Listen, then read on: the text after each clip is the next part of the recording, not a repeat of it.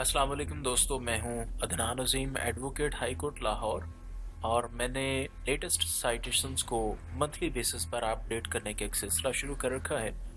और इसका मकसद एक तो नॉलेज शेयर करना है, इस यकीन के साथ कि नॉलेज शेयर करने से बढ़ता है, कम नहीं होता।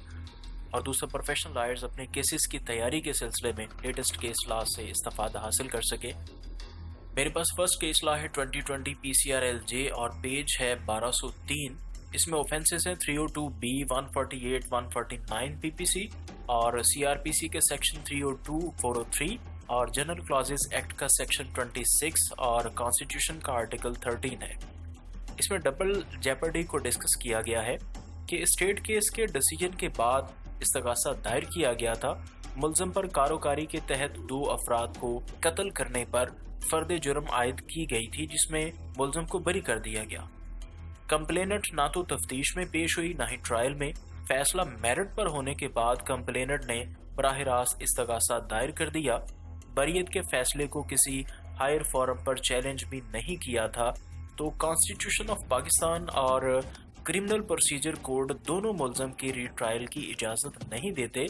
लिहाजा हाई कोर्ट ने प्राइवेट कंप्लेंट में मुल्ज़म का दोबारा ट्रायल मुल्ज़म के बुनियादी हकूक़ के मुनाफी करार दिया और मुल्ज़म को बरी कर दिया।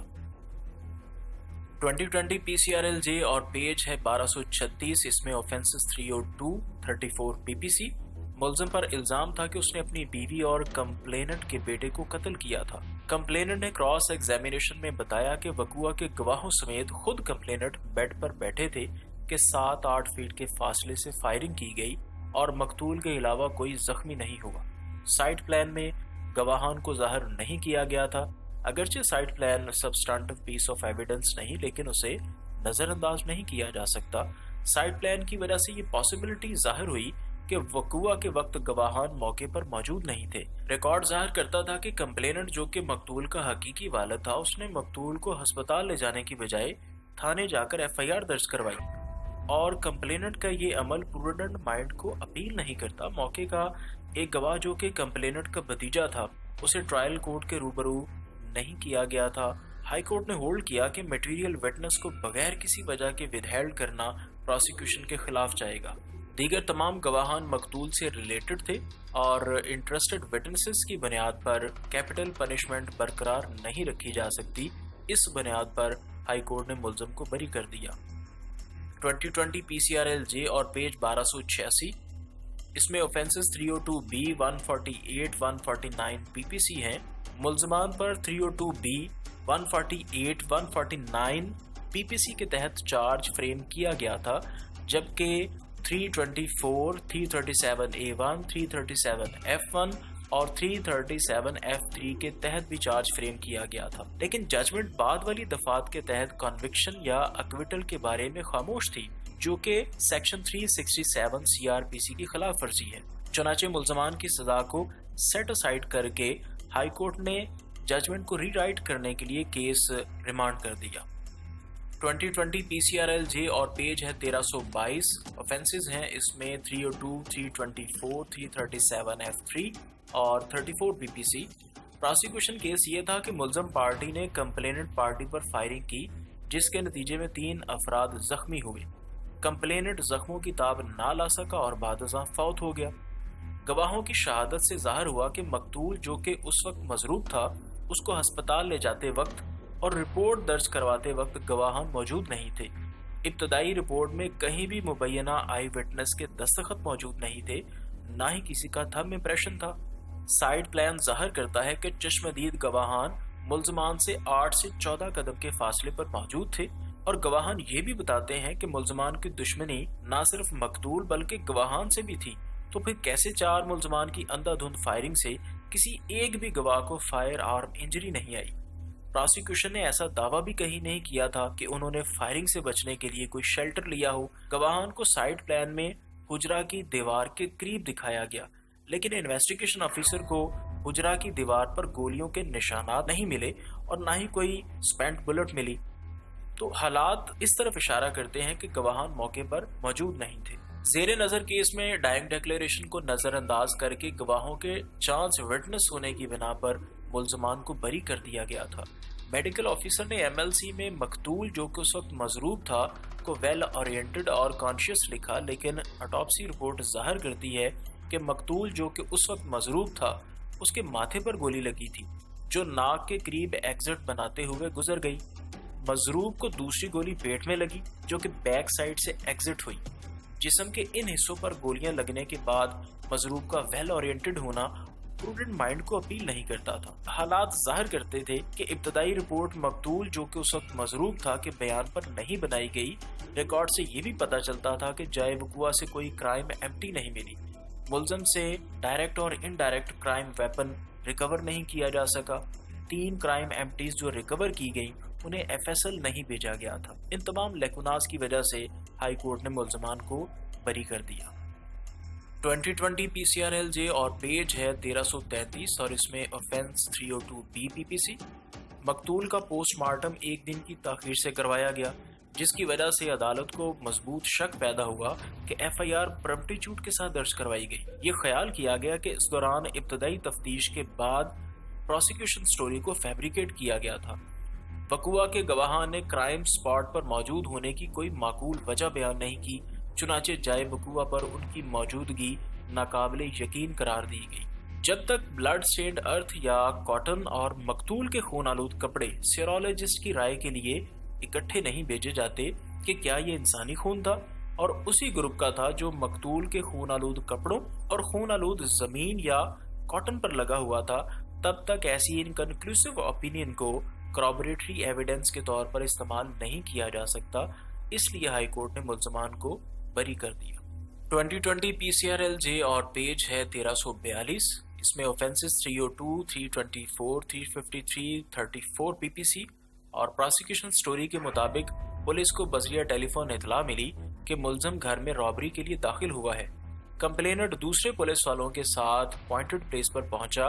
وہاں پہنچ کر پولیس نے دیکھا کہ وہاں 2 مسلح لوگ تھے۔ ملزم نے پولیس کو دیکھتے ہی فائرنگ کی اور فرار ہو گیا۔ ایک پولیس آفیشل اس کے پیچھے بھاگا تو ملزم نے اس پر فائر کر دیا، جسے ہسپتال منتقل کیا گیا لیکن وہ جام پر نہ ہو سکا۔ FIR میں نہ تو ملزمان کے خد و خال، نہ ہی نام بیان کیے گئے، نہ ہی ایپیلانٹ کو آئیڈینٹیفیکیشن پریڈ کے لیے کسی میجسٹریٹ کے سامنے پیش کیا گیا۔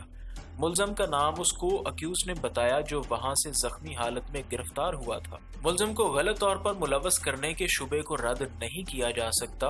ویپن کی ایگزامینیشن رپورٹ اور میڈیکل ایویڈنس کے متعلق ملزم سے کوئی بھی سوال اس کے 342 CRPC کے بیانات کے دوران نہیں اٹھائے گئے تھے، چنانچہ ایسی شہادت کو ملزم کے خلاف استعمال نہیں کیا جا سکتا۔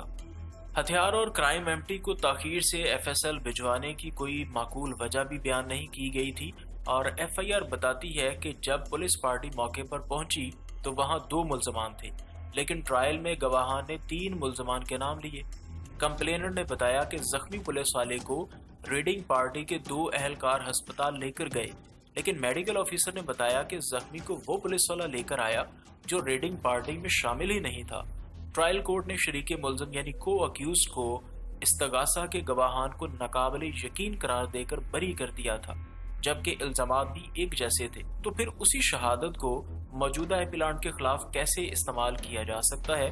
لہٰذا رول آف کنسسٹنسی بھی یہاں پر اپلائی ہوتا ہے، چنانچہ ہائی کورٹ نے ملزمان کو بری کر دیا۔ 2020 PCRLJ اور پیج ہے 1350، جبکہ آفینس ہے 302B۔ پروسیکیوشن سٹوری یہ تھی کہ ملزم نے مستغیث کے بھائی کو فائرنگ کر کے قتل کر دیا تھا۔ 3 گواہان کا بیان یہ تھا کہ وقوع کے وقت کمپلیننٹ جائے وقوع پر موجود نہیں تھا۔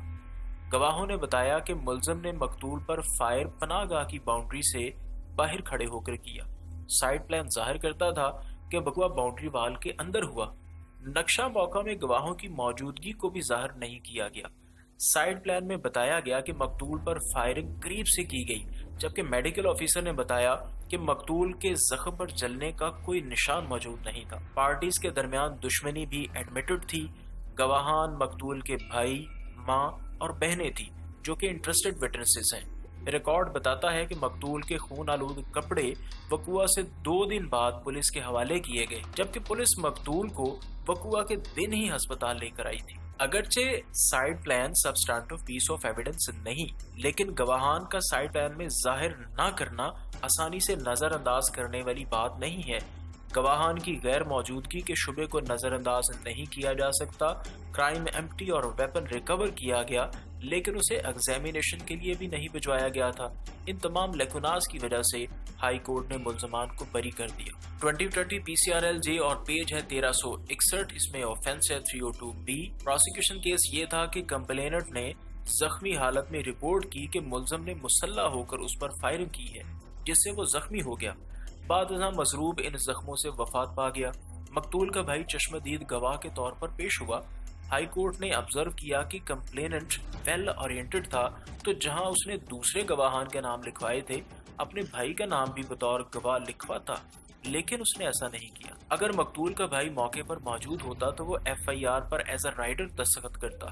مارجنل وٹنسز میں سے ایک نے بیان دیا کہ جب وہ خود اور IO موقع پر پہنچے تو چشمدید گواہ سمیت وہاں کوئی موجود نہیں تھا، اور IO نے وہاں پہنچ کر مبینہ چشمدید کو اطلاع دی کہ موقع پر پہنچو۔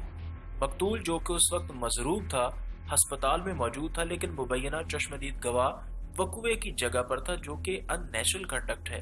چنانچہ چشمدید گواہ کی گواہی کو سسپیکٹڈ ایویڈنس قرار دیا گیا۔ اس کیس لا میں ہائی کورٹ نے چانس وٹنس کو بھی ڈسکس کیا ہے۔ اس کے علاوہ انٹرسٹڈ وٹنسز کے بارے میں کہا گیا کہ statement of interested witnesses ordinarily needed corroboration, اور ڈائنگ ڈیکلیریشن درج کرتے وقت اس کیس میں لیگل فارمیلٹیز کو ملحوظ خاطر نہیں رکھا گیا تھا۔ میڈیکل آفیسر نے بیان کیا کہ زخمی مکمل ہوش آواز میں تھا اور بات کرنے کے قابل تھا، لیکن ریکارڈ دیکھا جائے تو یہ پتہ نہیں چلتا کہ میڈیکل آفیسر نے یہ آبزرویشن کہاں سے لی، کیونکہ نہ تو مضروب کی نبض نوٹ کی گئی تھی اور نہ ہی بلڈ پریشر نوٹ کیا گیا تھا، جبکہ یہی گواہ جرا میں کہتا ہے کہ جب مضروب کو ہسپتال لایا گیا تو وہ شدید صدمے کی حالت میں تھا، اور اگر ایسا تھا تو پھر وہ کانشیس کیسے ہو سکتا ہے؟ ڈاکٹر نے مضروب کی حالت کے بارے کوئی سرٹیفکیٹ جاری نہیں کیا تھا، یہاں تک کہ زخمی کی رپورٹ ڈاکٹر کی موجودگی میں نہیں لی گئی، جس سے پتہ چلتا ہے کہ ڈاکٹر اور پروسیکیوشن کی ملی بھگت موجود ہے۔ اس سے عدالت کو شک پیدا ہو گیا کہ مضروب اس وقت بات کرنے کی حالت میں نہیں تھا۔ اس کے علاوہ زیر نظر ججمنٹ میں ڈائنگ ڈیکلیریشن کی ایویڈینشری ویلیو پر بھی تفصیل سے بات کی گئی ہے۔ ایبسکانشن کو بھی ڈسکس کیا گیا ہے کہ mere abscondence of accused was not conclusive proof of guilt of accused person, it creates suspicious circumstances, suspicion could not take the place of proof۔ ان گراؤنڈز کی بنا پر ہائی کورٹ نے ملزم کو بری کر دیا۔